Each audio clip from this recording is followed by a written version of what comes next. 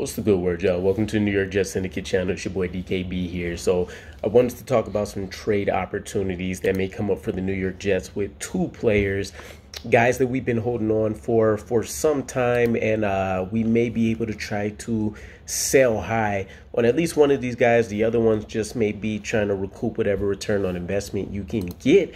But we've been talking a lot about trades, about who else we can acquire. I've heard Austin Eckler from the Chargers, for example.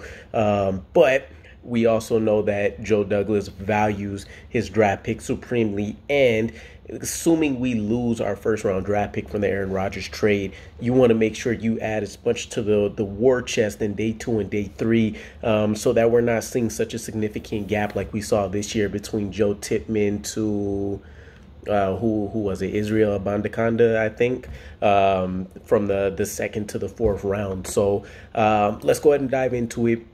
The first player is going to be one that stands out and probably gets a lot of backlash here in Bryce Huff, right? For one, we're talking about a numbers game. So when you take a look at everybody in that defensive line room, John Franklin Myers, Jermaine Johnson, Bryce Huff himself, Deslin Alexandri, the young UDFA from Pitt, Quentin Jefferson, Solomon Thomas, Marquise Spencer, Quentin, Alwaz, Tanzel Smart, Isaiah Mack, Carl Lawson, Will McDonald, Michael Clemens, Bradley and Nye, who was coming on pretty strong last season and just got lost in the numbers shuffle.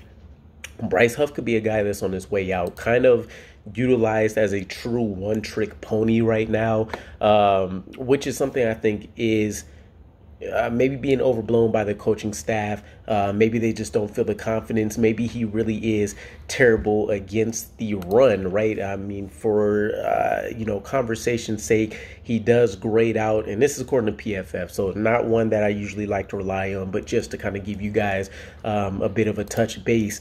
He's graded out as a 46.6 and a 45.5 against the run his first 2 seasons. Last year, they really maximized his pass rushing opportunities versus the run, opportunities that he may see, utilizing him essentially in pure passing down situations. And he's very, very effective in this area. This is why it would suck to lose a guy like this. He's graded out as a 88.0 when it comes to his pass rush grade per PFF. And I think he played, let me pull it up real quick. He's played 191 snaps last year. He came away with 4 sacks. Keep in mind, I think like 40 or so of those snaps ended up being run opportunities instead of pass rush situations for him. But the man goes out there and he produces. The calling cards are going to be that we hear with them all the time.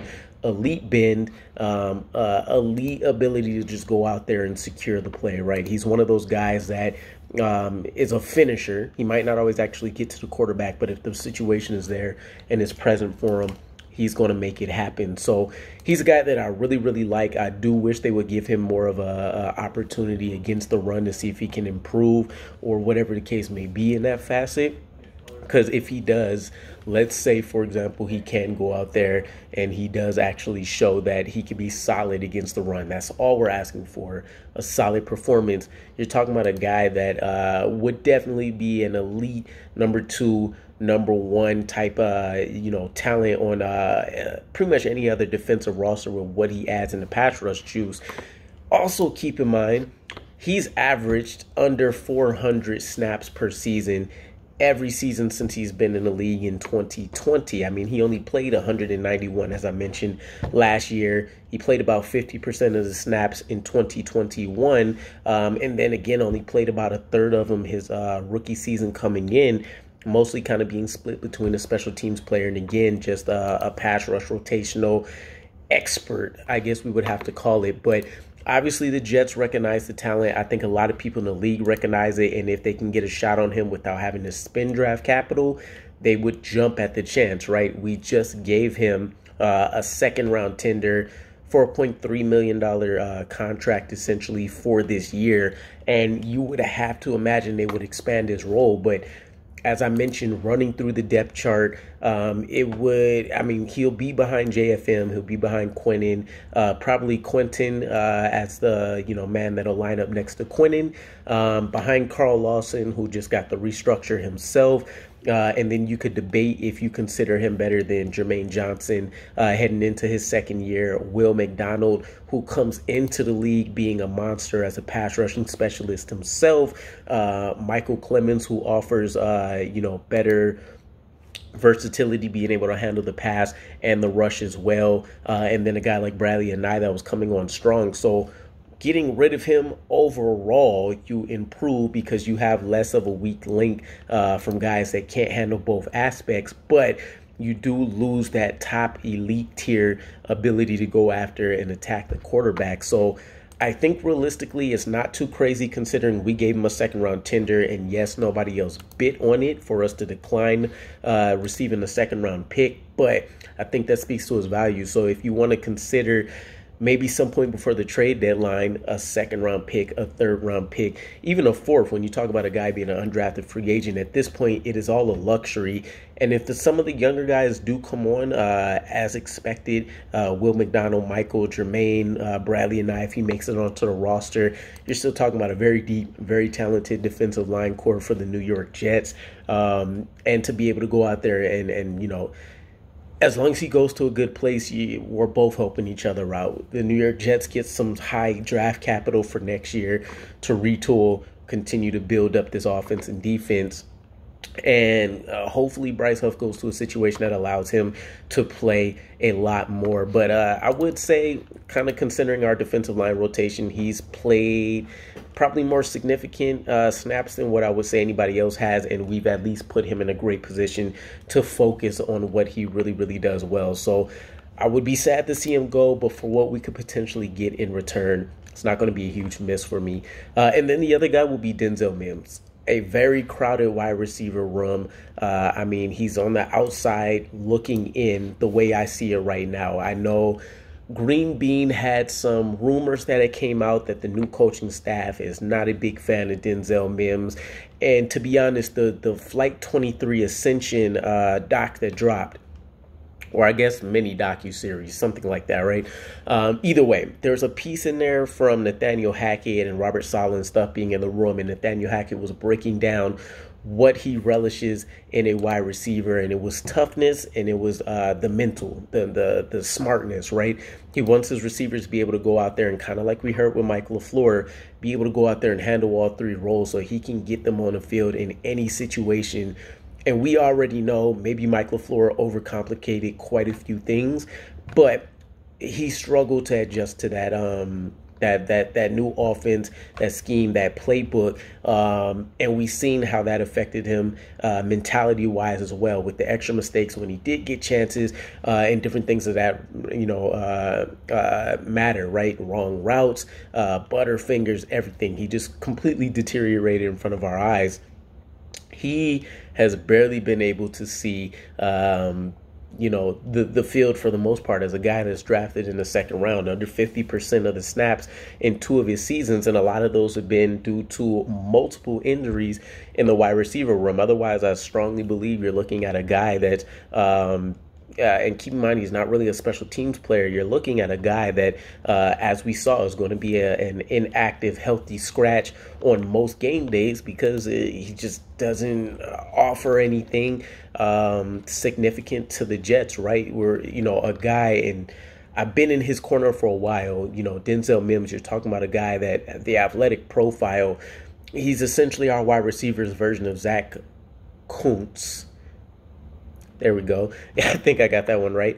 He's essentially the wide receiver version of that, right? You weren't going to find many guys at his size doing the things he's capable of doing. And his rookie season is still essentially his best tape, which is a little sad to say, a guy that still hasn't scored a touchdown in this league. So would somebody else be willing to take a shot on molding him into what has been maybe an egregious, inability to develop this particular guy? I think it would be worth the risk. If nothing else, then he just ends up playing out his rookie contract, and we essentially get nothing but a shade under 700 yards, and that's effectively it, right? Because he's not a special teams player. We're not getting him on kick returns.